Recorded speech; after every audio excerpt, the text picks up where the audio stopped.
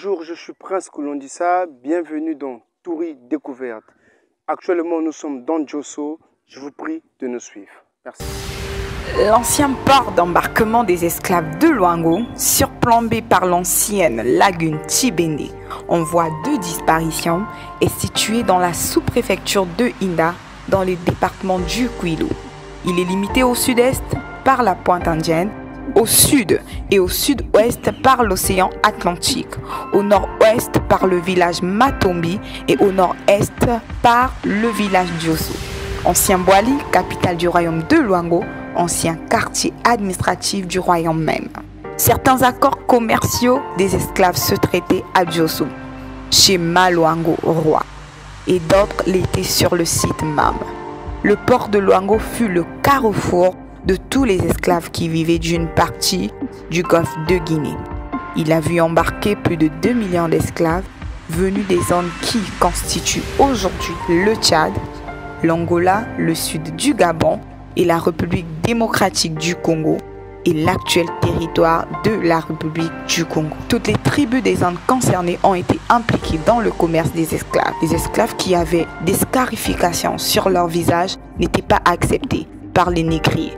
En fait, les esclavagistes ou négriers craignaient que ceux-ci ne se reconnaissent culturellement à travers ces scarifications qui sont des traits culturels distincts ayant des vertus thérapeutiques et identitaires. Les conséquences de la déportation furent entre autres le déracinement culturel. De même, le roi Maluango ne vendait pas les membres de sa cour. La végétation herbacée est dominée par des arbres de petite taille avec un sol sablonneux, influencé par le climat marin. Le port de Maluango possède encore des vestiges qui traduisent le passage de ces millions d'esclaves. La stèle qui est la place symbolique du départ des caravanes est en même temps le grand marché de toutes les transactions.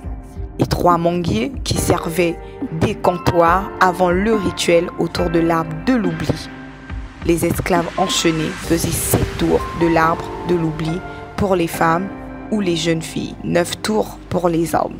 Et l'arbre de retour qui symbolisait un éventuel retour de l'esprit du défunt au pays, à Luango, une fois mort. Le débarcadère qui était une vasière reste représenté par une portion qui réside aux érosions marines. En effet, la baie de Luango, peu profonde, ne permettait pas aux bateaux d'accoster. Ils attendaient à 30 km de la rive. Par ailleurs, le site de Luango est un grand ensemble qui prend en compte le village de Djosso, où se trouve le musée Maluango, ancien quartier administratif du royaume. La baie et bien d'autres aspects. Le site de l'ancien port d'embarquement des esclaves à Luango fait l'objet d'une protection traditionnelle assurée par l'association des sages de Bwali.